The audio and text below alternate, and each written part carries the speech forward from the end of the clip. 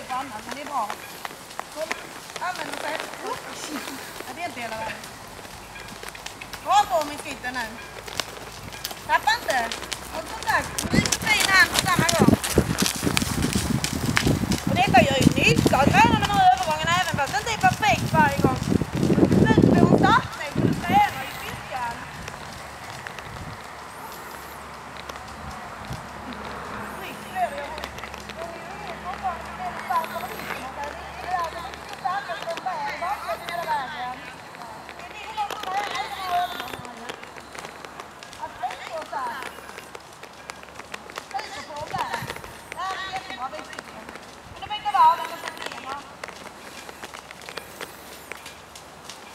Bra väg.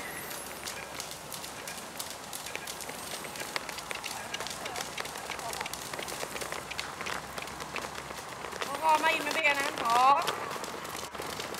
Lika fin här. Så går vi ner till tid här på långsidan igen. Ta lite tid på den. Det var jättebra. Det behövdes inte så mycket tid. Det var jättefint. Men ibland kan man behöva lite mer tid på sig så att man hinner driva och ta. Så det inte blir för brist. Men denna gången var hon mjukare i övergången. Ja, den var hon starkare i bakgrunden. Så nu var det på detta över den här.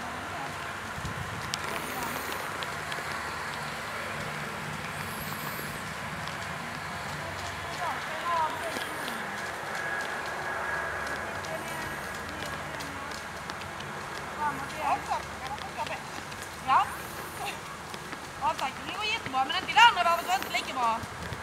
Det var väldigt mycket bättre nu tycker jag. Ja, där använde du tygeltag som inte stämde ihop med att hon var på väg fram.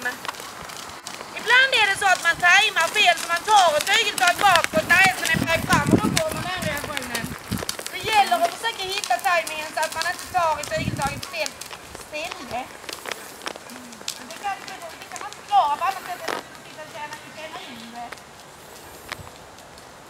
Det är lika med hästen gör en justering framåt så att man får inte fast man gör lite bättre så får man inte backa handen.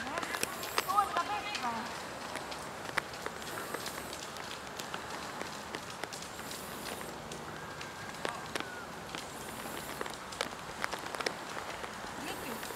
Du ska vara mjuk och fin och så möta säte-tygel. Så att du inte tappar den mjuka gummiliknande. Jag gör inte den då, nej det var rätt för dig. Och vänta ut hästen lite, det var bra. Det är bättre att liksom nästan backa tillbaka igen och så fortsätta sen. Det gjorde du rätt. Driv. Där var det för lite drivning, det var därför den höjde sig. Bra.